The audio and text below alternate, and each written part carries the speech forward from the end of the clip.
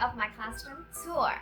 So in this video, I'll take you through my quiet areas in my classroom, and they are my cozy corner, my book area, my writing area.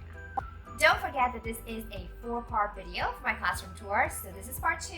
If you haven't watched part 1, stop the video, go back and watch that one. And then after you're all caught up, don't forget to watch part 3 and 4 after this one. I will also make a sneak 5th video about the classroom setup that I'm doing right now in my classroom for this upcoming school year. Alright, enough talking, let's get into the video. Which brings me to my quiet areas over here. This is the next part of the tour.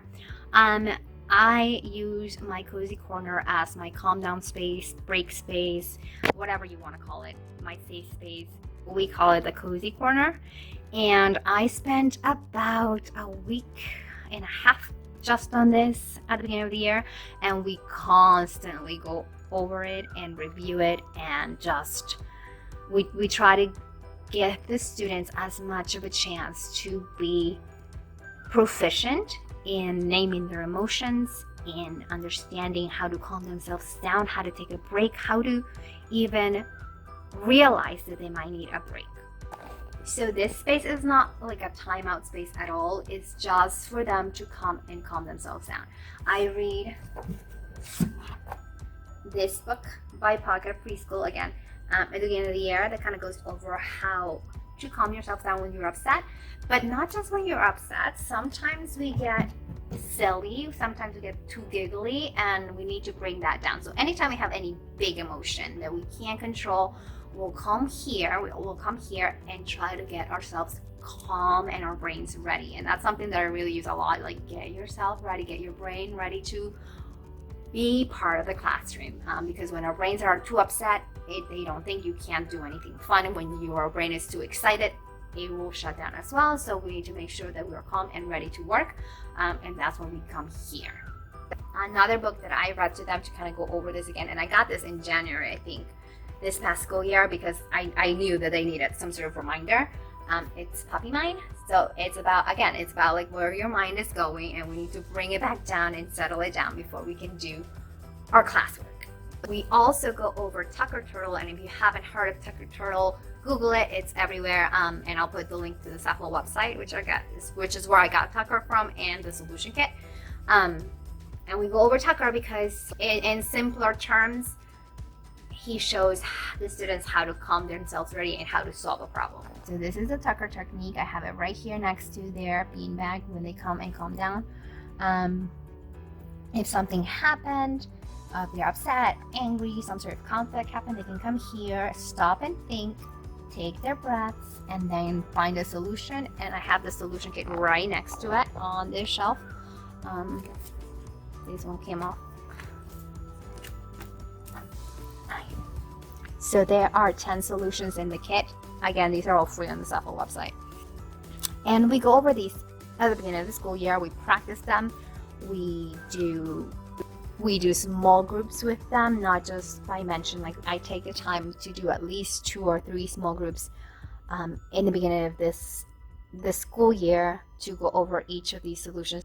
And sometimes at the beginning of the school year too, there will be a lot more conflicts happening in the areas, just because you're trying to figure it out, just trying to understand it better.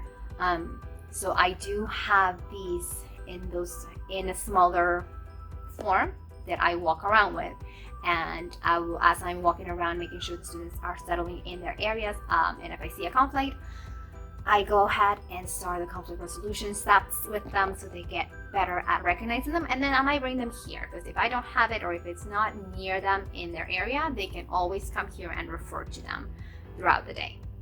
So we also go over emotions at the beginning of the year quite a lot, so they can start naming them. We'll start with like the simple emotion of happy, sad, angry, scared, and then we'll go into more complex emotions. One is missing. I don't know what happened to that one. I have to redo it. But this is my little emotions chart. So I have little name tags like this that they can stick here whenever they come to the cozy area and let me know how they feel. Usually by like February, March, they can do this on their own. They will move from, let's say, like mad to happy, and then come out of the cozy area when they're ready. So It's very helpful. We go over it again in September. It's all about making sure that I'm giving them these tools and practice them and practice them a lot before they can do it on their own. And I do mean practice them a lot, like when they're calm, when they're ready, so they know what it feels like to be calm, so they know what it feels like to be ready. And then when they're not, remind them, you remember when we came here when you were ready, and then you were calm and breathed and came out and went back to the room. That's where you need to get. So let's figure out a way for you to get there. And so I have different tools on the side of the shelf unit that they can use to calm themselves down. I also have the breathing chart here, so they can take 5 breaths. If I tell them if 5 breaths is not enough, go ahead and do it again. So they'll take deep breaths and put them there, working on that number recognition. I have some yoga poses here, some little clip and activities that I got from Dollar Tree. Some kids really like doing these and like it just suits them, so I have that here. I have some squishies and some emotion puzzles up on top. I will be labeling them on the side. I labeled them at the bottom this past year, and I guess it kind of makes sense, but not really, so I'm gonna label them on the side for September.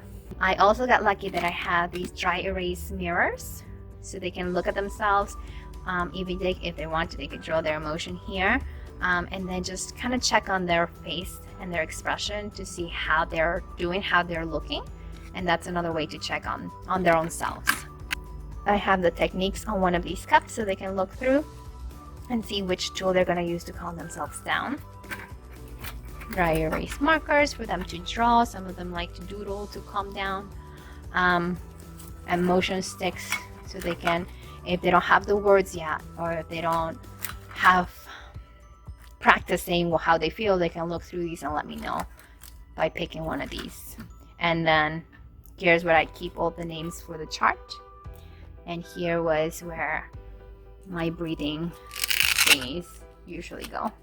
On this side, I have a timer. I have some sensory bottles, tubes, and some of these that I've made. Over here, we have some albums. If we have any more field trips or any sort of events, I'll take pictures and put them in another little class photo album and stick them here, because sometimes they like to look through that and that calms them down too. And then we have some social emotional books over here, feelings, character books, how to share, and all that good stuff. So that's the cozy area, and then next to it I have my book area, which is another quiet area here, and in between I put my listening center. So I didn't make this into an area on its own just because there wasn't enough space to define it by itself like an actual area. Like the cozy area is defined by the rug and these shelves. Same thing with the book, is defined by the walls, the shelves, and this little piece of rug here. And each area is like well defined.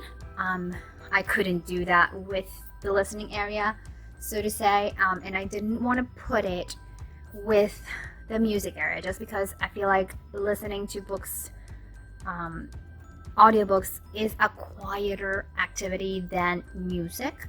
So I put it here, and if a student wants to calm down by listening to a story, they can do that too. So they have access both in the cozy area and in my book area.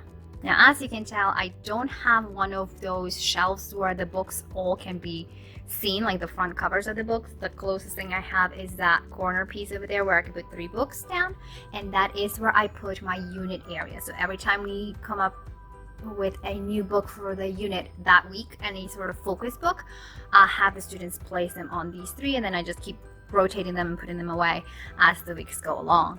In this little shelf too, I have retelling stories. So I have some felt pieces that the classroom came with already, so thank you very much to whoever bought these. Napping House, I have Peter Cat, I have a few more back there, and I just labeled it here in the front with those pocket squares from Target. Again, love those things, and I think I got these from Target too, a couple, or maybe last summer I got these from Target. There used to be some more felt pieces here and or any sort of stick masks that we use to retell any specific story, I'll put here. I think the last one I had was from the Lunar New Year. I think we did like the retelling of the Great Race of the animals, and I just gave those back to the students when they were done. And then I do have a mouse puppet for if you give a mouse a cookie, so that's here, and I have the big book in my big book bin somewhere here. Have it labeled, and I didn't put the 33 on each book yet, and I don't know if I want to, because these are pretty self-explanatory that they are big books, so it is what it is. On this side, I have some cozy blankets, so they can come up here and cozy up to read a book. I do use these just in case some kids do leave their blankets home or they don't have a blanket for nap time one day. I will use these and then I'll wash them that Friday. Then I also have the storytelling glove with like what are these called? Just finger rhymes, I guess, is it would be called, like 5 Little Dogs, even Old MacDonald is here, or like 5 Little Monkeys, and I can just put it on the glove and I show them how to do this so they can come and do this sort of retelling activity in the book area on their own during work time. But I have also used it for like transitions, or sometimes we have to kill time. I'll just get the glove and sing with them. And then at the bottom is my book hospital. So if any books get ripped, any pages get torn, I have them just place it here, and then I'll look over this bin. Usually by the end of the day, sometimes by the end of the week. It just depends on how busy that week is. But they know to put it here and to let me know that they have placed it here so that I am aware. These are our ocean theme books right now for the summer program. Next to that, I have our word wall / I don't know, but these are the words that we use for each unit. I have a word wall in my writing area as well, but this is where I put all of the words that we do for specific unit. Right now we're doing ocean for the summer program, so these are all the ocean words that we've talked about. We have made them, written them, or labeled our pictures with. So here they are. These change every unit, and I do not put all of them at once. I put whatever words or vocabulary we use for each week at a time, and so they end up adding more words as we go. And the kids do like to use these, as you can tell. Even if they're just kind of playing around with it, they get to see the picture and the words, so that's more print awareness for the little ones. And for the bigger ones, they can start decoding, beginning, ending sounds, all that good stuff. Next to that is my listening area routine, which I kind of wanted it closer to the listening area, so I'm not sure if I might change its place. I might change it and make it horizontal going this way by the listening area, so they are more prone to use it. They kind of used it last year, kind of not. I had to really show them a lot every time, so I'll probably make it horizontal going around here so that it is closer and they can reference it when they're going to read their own books, which I have a book bin down there for all the reading books. Then I have my little CD player and their headphones. And this is my magical book bin area, or not book bin area, it's just like where I put the books that we read, and it is pretty full right now because it is July again, and we have read a lot of books throughout the year, and I just haven't cleaned up yet because I'm using my room. But essentially, here's how I do this. I will have each bin with its corresponding label, and each theme or unit will have a number or a letter. I don't have a letter. Or a color. I don't have any colors here because usually the colors are for the units. So I think I have blue for ocean and like brown for bread and green for recycling. So I'll get those little circles, the little color circles, and put them on each book. And yeah, no, I haven't done every single book yet because I have a ton of books to go through, and I already have a ton of books at home too. So I just never got to it. Last year I started to, and it just didn't get finished. So hopefully I can do more of it this year, and I'm going to be realistic and say I won't finish it this year either, but I will definitely have a bigger I will get more done this year than I did last year. But yeah, so family books, they'll all have the 9 in the corner so the kids can match the numbers even if they don't recognize it yet or don't know what the number is. They can do that. And at the beginning of the year, I have family, I have all of my books, and what else do I have? Some storybooks stay out here, but not that many. ABC books, number books I keep out, and some feeling books as we talk about our feelings and emotions during that first part of the school year. And then I added library books. I usually explain that to them, that I borrow books from our local libraries, so they have to be placed here and we have to take super extra good care of them so that we can return them and other friends can use them. But these two bins at the top are usually my unit books, so anything that is unit related will be switched here. And I try to keep the unit that we used before right next to it so that they're still kind of referencing to it, even though we already read them and we already did it and it's over. They can go back and make connections between the two units even. So I keep these two rotating usually, and then I'll keep families, holidays, biographies, and languages for the whole year. At the bottom, like by the end of the year, this is exactly what I had. Library books, or social emotional books, or story books, which are just fun books that we read. Alphabet, this is a social emotional book. Over here. It's been well loved, as you can tell.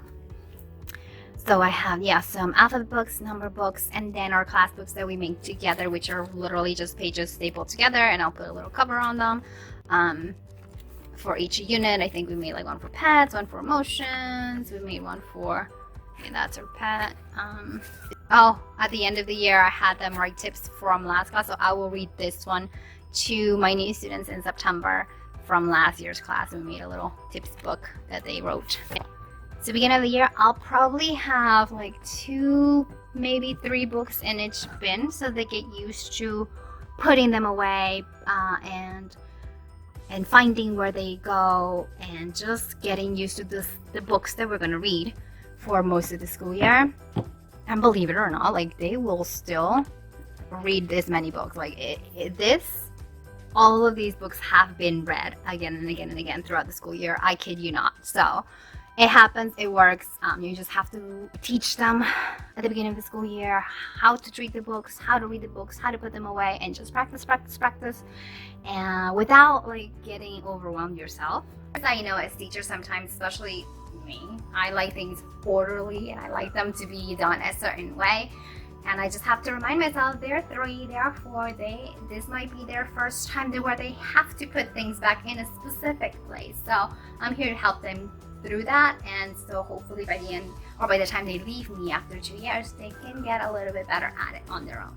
Then I have all these cozy chairs and couches for them to sit. I have puppets next to the couches in case they want to reach out with puppets. I have reading buddies on this little hamper that I bought. I actually used this hamper as my big book bin at one point, but now it's just where our reading buddies are, and I got a lot of these from Kohl's for the Kohl's Cares program, and some of them were on sale. They were like $3 or something, so they were not all $5. And I have gotten one more this past year, Humpty Dumpty, so he'll get out of there. And then this is my big book bin, as you can tell.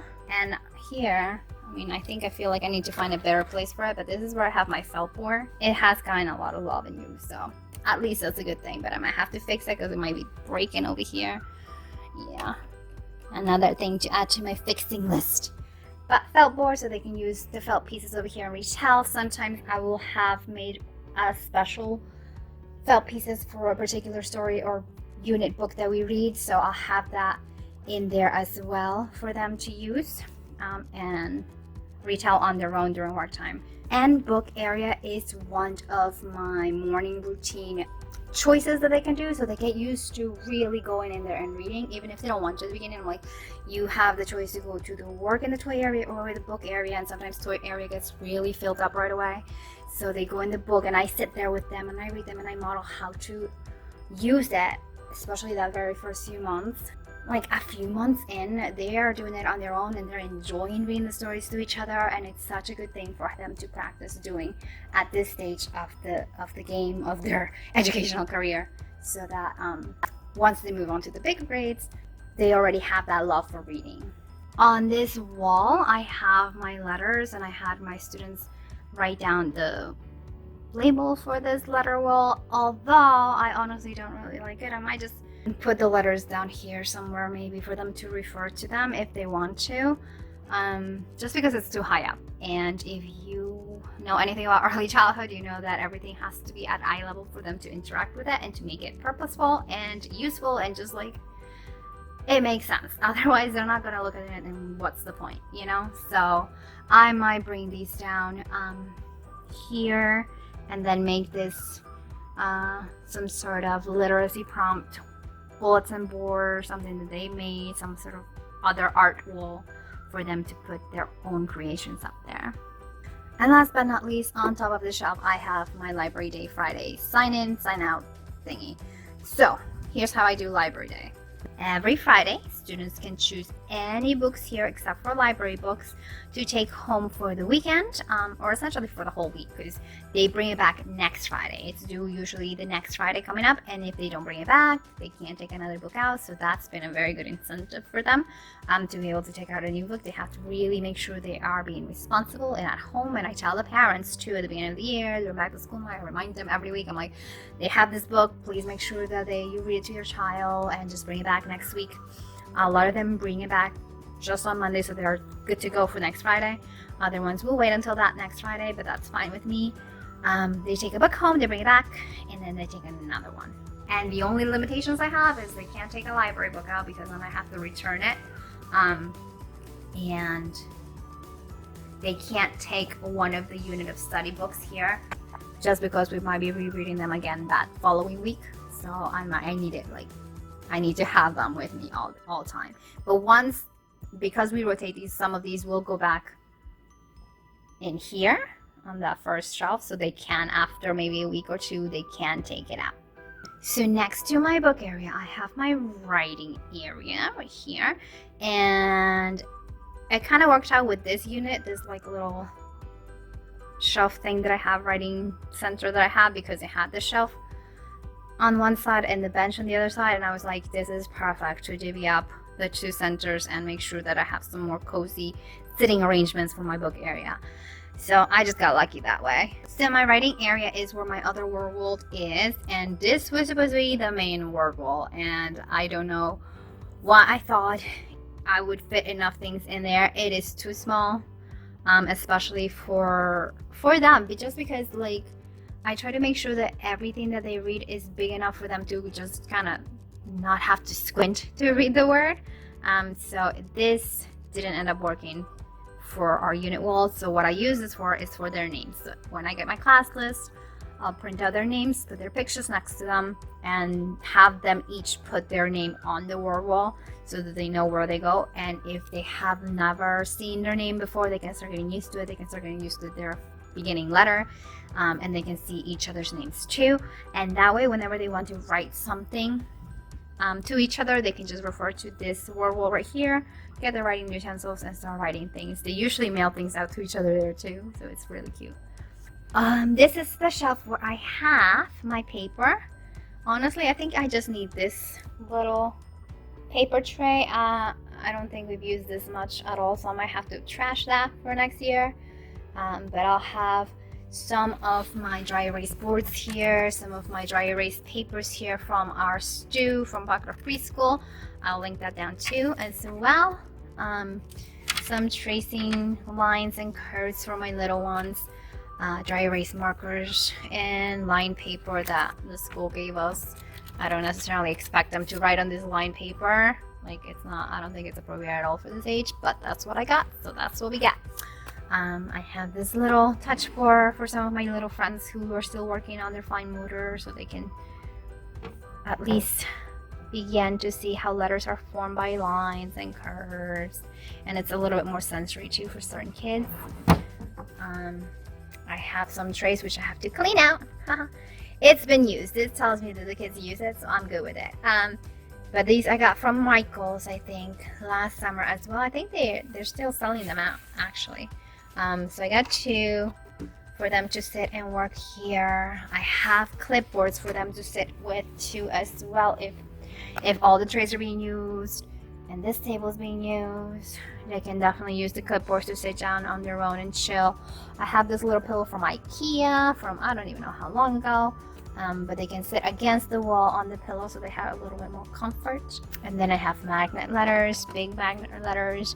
letter puzzles for them to match beginning sounds. And then up here is my stew spot.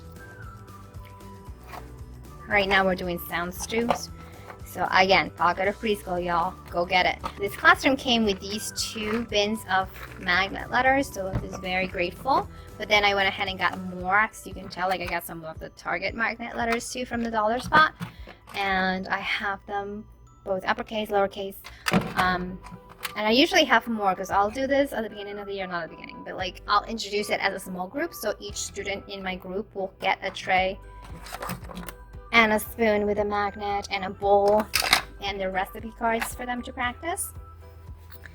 So I usually have more, but for now in the summer program I just left 4 out, and they can come and do this on their own. They can do it on the table, on the little trays here, or on the table in the front, or they can just come and chill here on the rug and do it. I've seen that done too.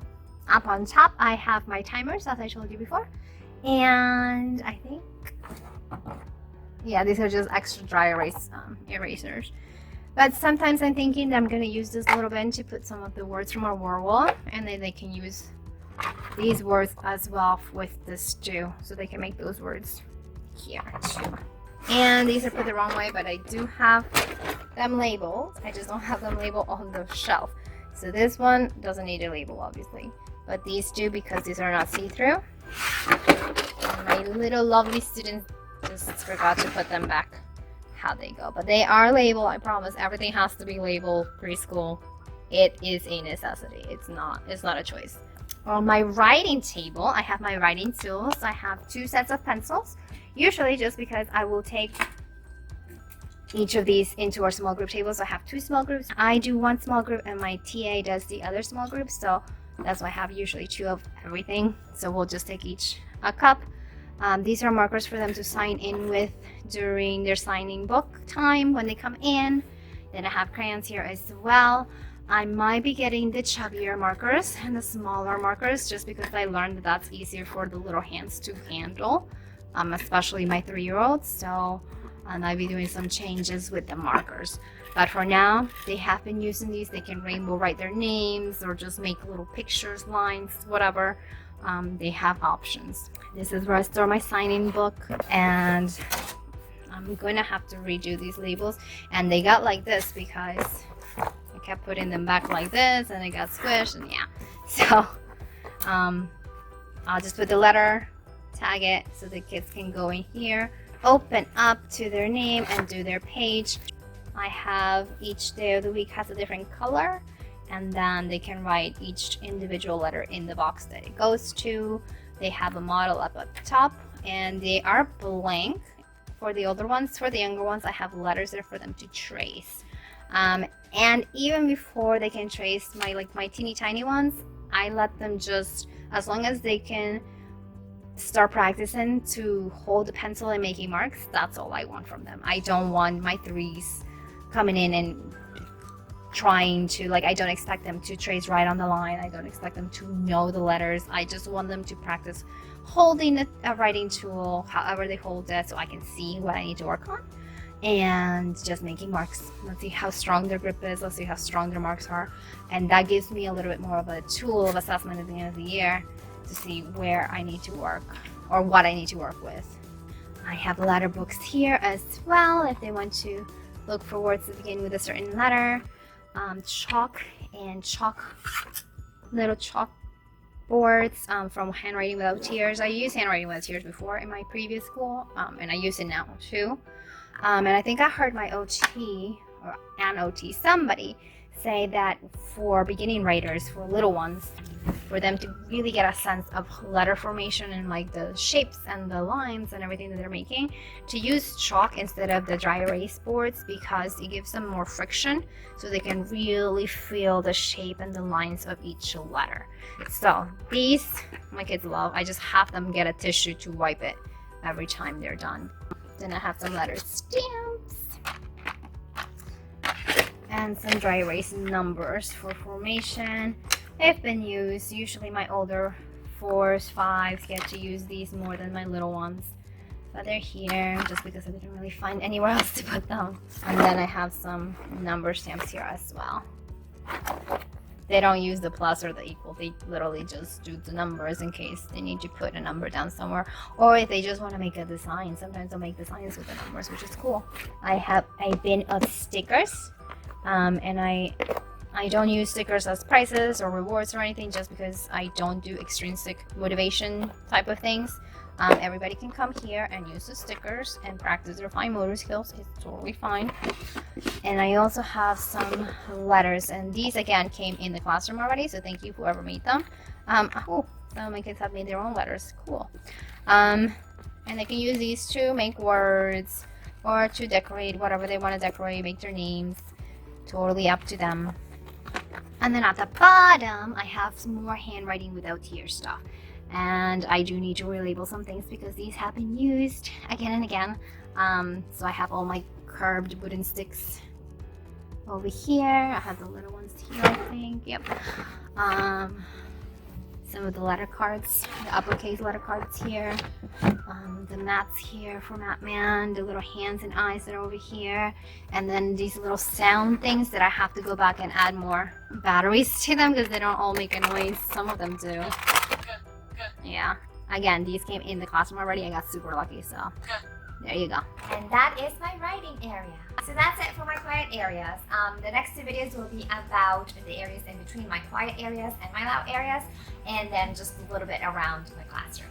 So if you like this video, don't forget to subscribe, like it, comment, and hit the notification bell if you haven't already, and I will see you guys in the next one. Bye!